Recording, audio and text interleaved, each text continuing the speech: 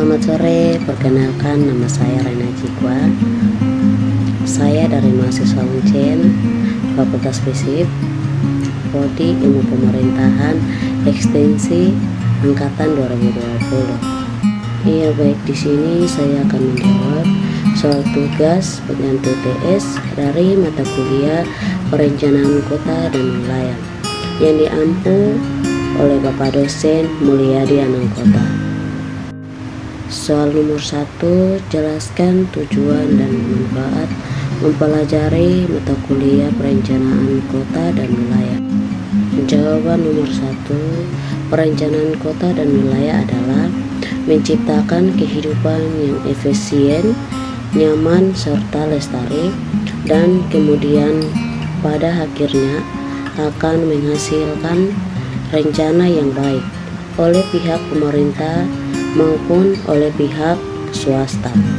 Manfaat perencanaan wilayah dan kota antara lain sebagai berikut. Ada 5 bagian. Yang nomor 1, mampu mengabarkan proyeksi dari berbagai kegiatan ekonomi dan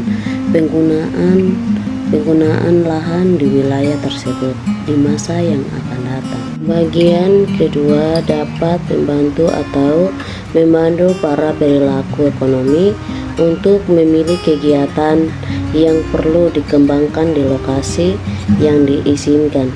Bagian ketiga, sebagai bahan acuan bagi pemerintah untuk mengandalkan atau mengawasi arah pertumbuhan kegiatan ekonomi dan arah penggunaan lahan. Bagian keempat, sebagai landasan bagi rencana-rencana lainnya yang lebih sempit tetapi lebih detail, misalnya perencanaan sektoral dan perencanaan prasarana. Bagian kelima, lokasi itu sendiri dapat dipergunakan untuk berbagai kegiatan. Penetapan kegiatan tertentu pada lokasi haruslah memberi nilai tambahan maksimal bagi seluruh masyarakat. Perencanaan wilayah diusahakan mencapai sasaran-sasaran tersebut secara maksimal berdasarkan hambatan dan keterbatasan yang ada. Akibatnya harus dibuatkan pilihan antara memindahkan kegiatan yang telah terlebih dahulu ada dan menggantikannya dengan kegiatan baru yang direncanakan harus disesuaikan dengan apa yang telah ada di lapangan. Soal nomor 2, jelaskan definisi perencanaan dari yang sederhana sampai yang rumit.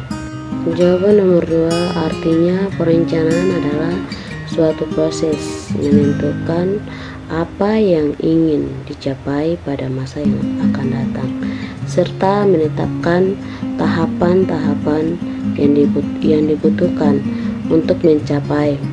Perencanaan atau planning dilakukan agar dapat membantu seseorang atau sebuah organisasi untuk menjalankan tugas. Manfaat perencanaan sendiri dapat membantu mengurangi ketidakpastian yang terjadi. Keberadaan sistem perencanaan sangat penting untuk jenis pekerjaan maupun proyek jenis apapun, agar proses eksekusi lebih terarah dengan baik. Oleh karena itu, manfaat perencanaan merupakan hal yang sangat penting untuk berlangsungnya pekerjaan dan proyek di segala bidang. Tidak heran jika manfaat perencanaan memiliki kaitan dengan yang banyak bidang, misalnya keuangan, keluarga, perusahaan, dan negara. Soal nomor 3, jelaskan jenis-jenis wilayah berdasarkan pandangan Garson dan pandangan Hanafiyah. Jawaban nomor 3, menurut Garson tahun 1974 dalam Tarigan R 2009 terdapat 2 pandangan tentang wilayah, yaitu pandangan subjektif dan pandangan objektif. Cara pandang subjektif adalah alat untuk mengidentifikasi suatu lokasi yang didasarkan atas kriteria tertentu atau tujuan tertentu. Sedangkan pandangan objektif menyatakan bahwa wilayah itu benar-benar ada dan dapat dibedakan dari ciri atau gejala alam di setiap wilayah. Misalnya dari unsur musim atau temperatur, topograf, jenis tumbuhan, kepadatan penduduk dan sebagainya, atau gabungan dari unsur atau ciri tersebut. Menggunakan pandangan objektif membuat jenis analisa atas ruang menjadi terbatas, namun berbeda dengan pandangan menurut Hanafiya tahun 1982. Wilayah dapat pula dibedakan atas konsep absolut dan konsep relatif.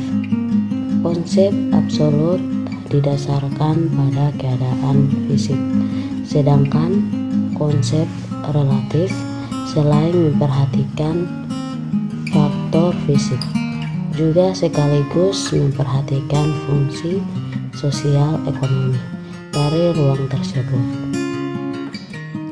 Soal nomor 4, jelaskan jenis-jenis kota dan cakupannya. Jawaban nomor 4, jenis-jenis kota dapat dibedakan sebagai berikut. Kota kecil 20.000 sampai 50.000 jiwa, kota sedang 50.000 sampai 100 jiwa, kota besar 100.000 hingga 1 juta jiwa, kota metropolita sekitar 1 juta jiwa, kota megapolita lebih dari 5 juta jiwa. Soal nomor 5, jelaskan pendapat masing-masing terkait kota masing-masing berdasarkan teori perencanaan dunia.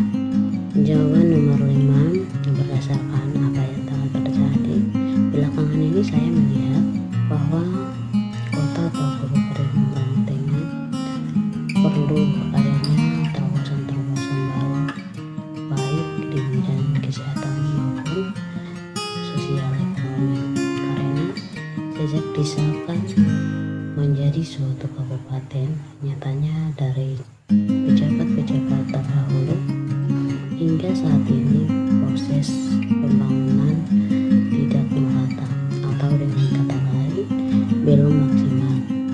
Masih banyak daerah-daerah terpencil yang masih memiliki banyak kendala, sehingga hal utama yang harus dilakukan adalah dengan membuka jalur-jalur transportasi darat agar setiap daerah dapat terhubung satu sama lain, sehingga dapat mempermudahkan proses perjalanannya pembangunan.